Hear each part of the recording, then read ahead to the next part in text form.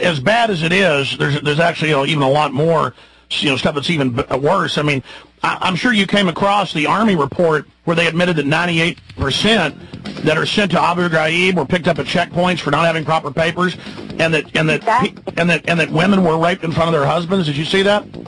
Yeah, absolutely. And I mean, that's what happened to our lead guy who was murdered. I mean, and it's very much, the reason we know about these stories is because of the incredible people on the ground in Afghanistan working for the papers in America.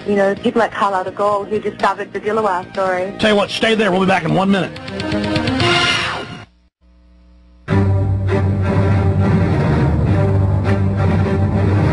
Government cover-ups. You want answers? Well, so does he. He's Alex Jones on the GCN Radio Network. And now, live from Austin, Texas, Alex Jones. White House people running it aren't stupid. They're just arrogant and full of bravado, full of hubris. The sin of the gods. And if they're able to get away with torture and creating a constituency for torture and selling us that it's okay, it's over. And now we see police nationwide copycatting. Abuse has gone up in the prisons. Eva, your film really points all this out, that we really have been seduced over to the dark side. I think we're pulling away from it now. That's why I just think this is one of the most powerful films, documentaries I've ever seen, because I think I know it all about this stuff and I'm immersed in it. But I became very upset, and I hardly ever feel almost panicked. But it was just exactly like some of the cell phone video inside the torture facilities, and my God, just seeing it, I mean, it makes movies like Saw or Hostel, that's nothing on the real thing, is it? Yeah. I think you're right. Another thing that I should mention is, we made this, as I said, we finished it a year ago.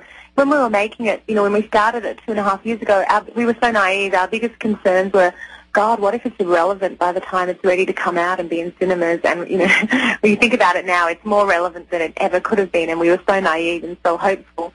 But I do think that this is an incredibly exciting time, this part of the year up until November, and I feel like everyone in the country is outraged. Everyone is furious. It's so great that the film has got an Oscar nomination because that's got an Oscar because it hasn't quite sunk in. Because you know what? A lot more people are going to see the film now. It's still in cinemas. It's going to get a lot more people to see the film. A lot more people will get outraged, and hopefully that will affect the elections later in the year.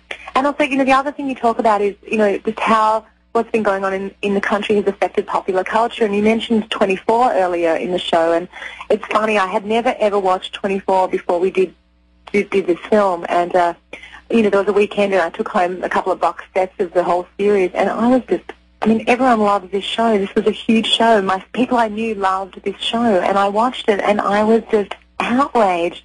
And I'm so happy that we used a clip in the film to explain what a ridiculous notion the ticking time bomb scenario is.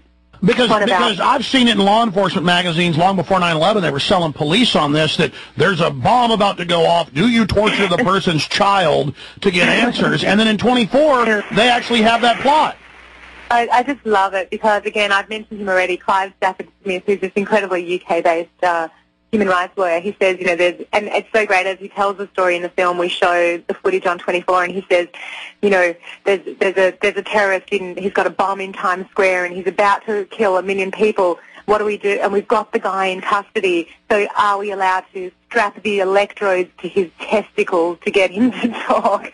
And we have a scene sort of mimicking that in 24. And then Clive says rightly, well, that's all just fine, but when in the last 500 years have we ever been in a situation where a bomb is about to go off and we have the culprit? And also, if we do, that man or woman is going to be so committed that no matter what we do to them, they're not going to talk. So it's just this pathetic, false way to get around a loophole and make torture a viable option. And it's incredibly evil. It is.